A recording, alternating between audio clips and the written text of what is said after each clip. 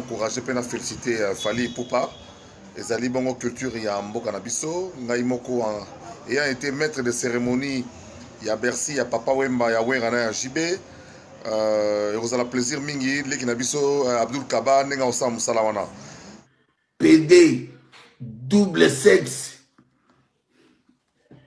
yoko défier diaspora biso tozo kunda bibembe diaspora zo tangisa diaspora zo leisa diaspora zo bunda pour récupérer ma belé moi mona moko mukie boy oya banola takale so salité zoba concert ya Monsieur Fally Ipupa o ngana linga robenge mingi anelka concert néo est prévu le 28 si je m'abuse pas azolinga abeta na niveau ya Europe concert ango eza na ba voix ya quelques individus bazo s'élever pour baloba ke Fally aza na droit ya kobeta te tant que gardien du temple lelo na surtout koyebisa batu dans la vie il y a un temps pour toutes choses.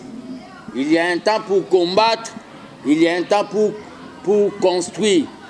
Il y a un temps aussi pour se divestir. Donc, il y a aussi un temps pour pleurer. Au soutio, tu seras humilié. Tu seras humilié. Le 28 février, Yonanyo Kalongo, Nambili Abel. Bozo sakana na bitumbo. Na kosenga na ba Congolais oyo ba lingi ko se déplacer. Va se déplacer. Délégation pe monene zo ta Kinshasa pour na koya na kati ya kota la musique wana donc eza esengo monene. Donc félicitations à Fally dans l'équipe na Mobimba, staff na Mobimba, Medina, ba Manon, ba Edi Badiata, ba Suleiman, tous ceux qui ont œuvré pour que l'oko et Salama. C'est un grand plaisir, vous n'imaginez pas le bien que ça fait à la communauté que nous ayons la reprise des concerts à niveau ya Mikele. Concert ya Fally eza incompatible na ba bengi ba problème ya bénité to ba problème ya est ce qui na lobby est incompatible na ligne tout simplement ko ba ke concert ya Fally et lobby te ke Fally azane sengo ya malheur a bato a beni tozole la bande ko na beni ba millions de millions bato bazo kufa mvule betaki lomba lobby e bandi na batongo ati ba Roger Bukani bato bakufi moi mona mukofa tata Nzambe bandeko ya Beni oyo nazana bango en contact notamment ba député ya Beni bazali ko organiser pe na niveau na bango ba rencontre na ba bar na ba boutique parce que musique na Beni ezobeta nango malgré place tozana ngo musique ezobeta ba fête yo sala mariage yo salama musique ezobeta marango tozana motema pona Beni pe action oyo Fally ko sala na mbongo wana et c'est précipité ba batebele mingi. Peut-être à travers concert wana Mouté Manzambe pego tout a Fally aziplo babengi 10% 15% ya ba recette ya concert wana pour na ko assister quelques bateaux bazana baka na niveau ya Beni. Le 28 tu seras humilié na kombo a Dieu tout puissant okozala humilié Fally okozala humilié.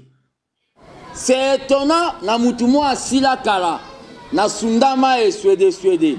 Un certain monsieur Boketu, le col asila, a comment mouté mamabe, a zolo bape que Fally. Na comme alem Boketu appelle ça ba mot d'ordre, batumsu bayo kaki. Impoli.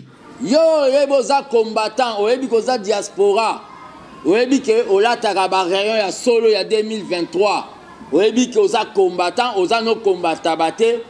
Zala la concert. Moutou Abangista Mouningate. Frère Egola est venu me voir à mon bureau le jeudi dernier pour me demander si je venais à Paris parce qu'il voulait transmettre ses encouragements na Ndekonaye, Mouninga Naye, Fally Ipupa. Pe aebisa kingai que na ebisa Fally que ba courage est belé et que ce qui a bêti nzele ko fungwama. Donc ça souhait battre surtout. Le moment est venu où nous devons maintenant relancer au babengi musique na biso ya ndombolo ya rumba. Donc Fally akobeta mutu abangisa mutu te ba vrai combattant bozala wana po bo sécuriser abeta. C'est aussi une occasion pour vous ya ko feto babengi nouveau pouvoir oyo tozui avec Fati Berton. Et ça pour occasion na bo fetango te na cadre ndoule. Et ça la pe moi kala ba mona pe ba teni ba réunion ya 2020. Et ça occasion. Mais concert ya fali oyo récite nango ezali récite ezali il faut fali a dédié yango na ba musicien nyonso récite concert a fali oyo eza ya Koffi Olomide ya Weranson ya Julien Piana ya Fabrigaz ya ba musicien tout na kobosana donc eza ba maman récite ya concert oyo ya fali ya lelo et syndic eza dédié à la mission tout mutema mabe ezalate. Donc Toza uni, Congo fort, prospère et uni. C'est aussi laisser l'occasion aux autres de pouvoir se prester. Et il fallait message comme que Kinshasa, je parle en tant qu'un des leaders quinois. Toza Sima, il y a concert wana et Betama parce que jeune bazar na plateau na podium wana. Excusez-moi, ce sont nos enfants, ce sont des jeunes que nous connaissons ici à Kinshasa, où il va retomber la bende la Congo, na niveau il y a Bercy, na Paris, na Arena wana. Concert wana, ezio ba bengi récupération, il y a ba fanatique politique. Batu babo sani ke le monsieur Martin Fayulu azala ki o ba bengi azala pire vieil ya fali. Abwaga ekutu ayebana po na libanga ya fali Martin Fayulu Fadel House fali nda sala ke batu bayeba Fayulu lelo babosani suite na o babengi ba ranking suite na o babengi mitema mabe. Il y a un certain chroniqueur a commis politicien lelo vraiment ils ont occasion à bien to rappeler pe na chroniqueur wana nazoboa otanga kombo na epo ako ya kozwa succès. Chroniqueur wana c'est monsieur Jacques Ndala abandara bémission comme analyste culturel na son doré ya Laura Tendance na Mirador.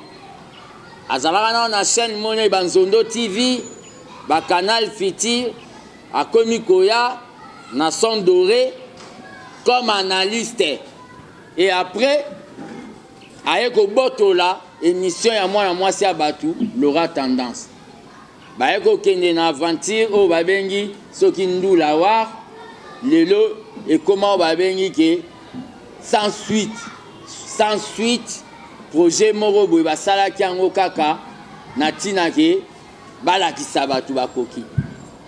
Les messieurs en question azaba Jean Yabato baloba mbisi alandaka place ma etolaka lelo akomi politicien apesa vraiment batu pe mot d'ordre bayoka ye eza mawa mingi apesa mot d'ordre bayoka ye lelo eza le 25 jour au Rossi akufaka tozalaka na manifestation ya Rossi na olongola pe na otema quelques minutes pour na Rossi.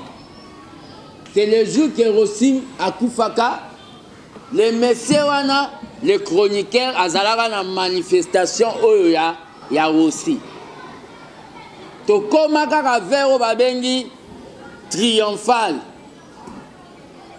na kati ya marche l'air ebanda abanda sa makelele trop mais l'air basoda baye babetika à gaz mais ça comment babengi gibier mboloko mbango abanda nzela sayo il n'est même pas combattant mais il est là comme on a courage ya opesa batu o babengi mot d'ordre que fali abetate.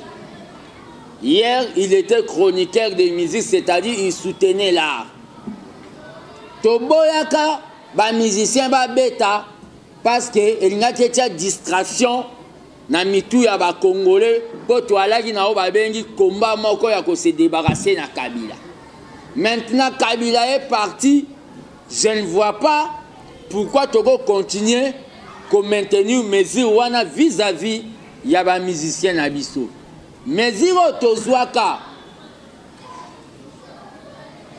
vis-à-vis ya ba musicien na biso et ça la pe o ba bengi choc na critique na biso lelo ba couper décaler bima ba ivoirien bazwa le dessus sur biso. C'est-à-dire de côté fali pe crier pas o ba bengi triomphalisme. Na oti goloba motema nzambe tout a fali pour concert et ko recycle déjà 15% et kende na o ba bengi humanitaire pour na bato abeni. Et à part ça, le moment est venu pour interpeller le ministre de la Culture. Ça doit finir na pouvoir na biso que ba musicien ba sala o ba bengi action en solo. Tout le monde na ba Sénégal soki Youssou akoko beta okomona ba komi ministère de la Culture.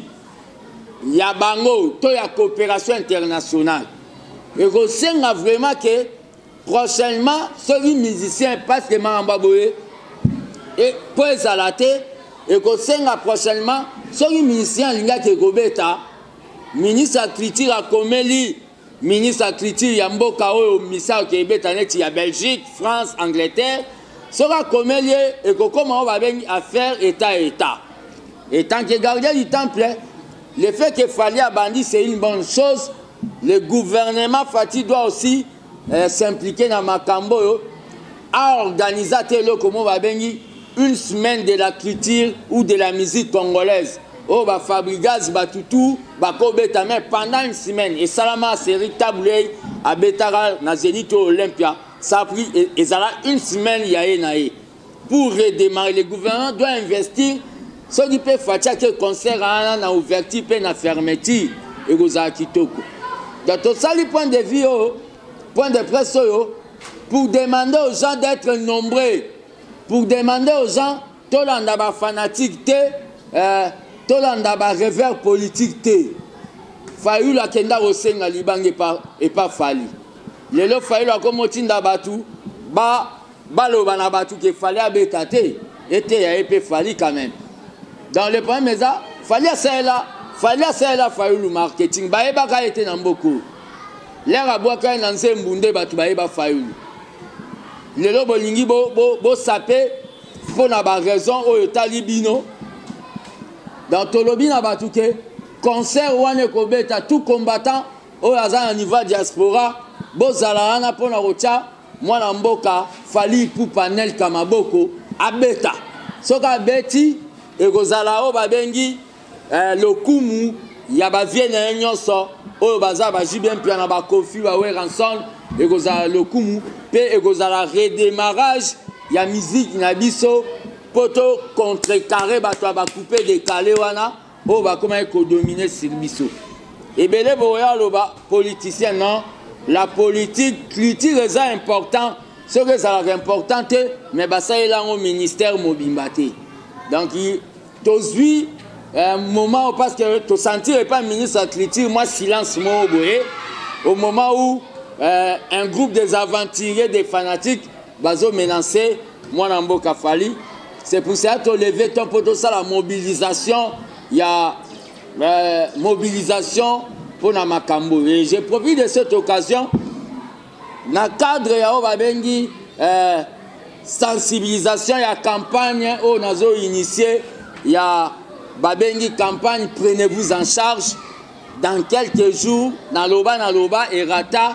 Dans quelques jours, na ozala na katanga.